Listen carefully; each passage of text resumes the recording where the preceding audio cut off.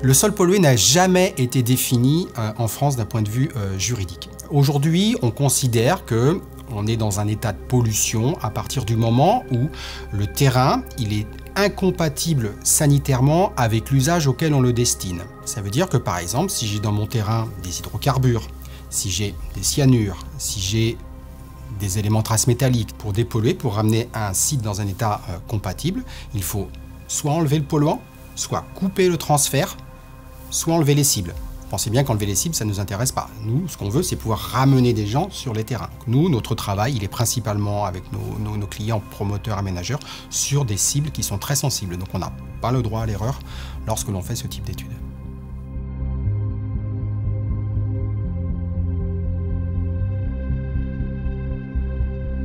Alors, ma principale expertise, c'est d'assister les maîtres d'ouvrage dans la gestion de ces problématiques de pollution des sols.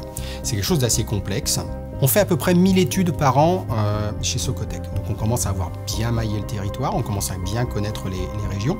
Et à partir de ce moment-là, nous, on va aller faire ce qu'on appelle toute une étude historique et de vulnérabilité de l'environnement. On va travailler sur des photographies aériennes, on va remonter jusqu'aux années 20 pour voir par exemple ce qui a pu se passer sur ce terrain. On va travailler avec des enquêtes auprès des administrations pour avoir un maximum d'informations sur le site et essayer de savoir ce qu'il y a eu comme activité sur ce site. Et on intervient sur le terrain, des équipes qui sont spécialisées viennent faire les prélèvements. Et on peut comme ça aller chercher un polluant jusqu'à 2, 3, 4, 5, 10, même 30 mètres de profondeur. Et à partir de ça, on rend un rapport avec l'état de concentration ou l'état de, on va dire, l'état d'anomalie ou pas dans les sols.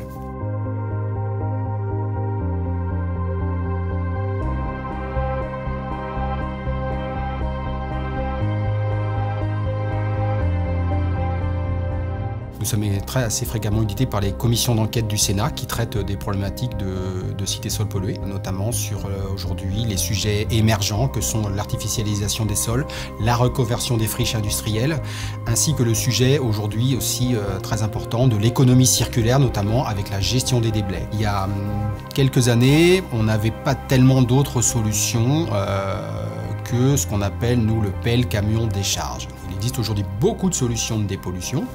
On sait beaucoup plus notamment laver les terres. On sait aussi beaucoup aujourd'hui travailler sur ce qu'on appelle la biodépollution. Par exemple, si j'ai des hydrocarbures dans un sol, je sais y mettre les bonnes bactéries, je sais y apporter les bons amendements, je sais mettre le sol à une bonne température.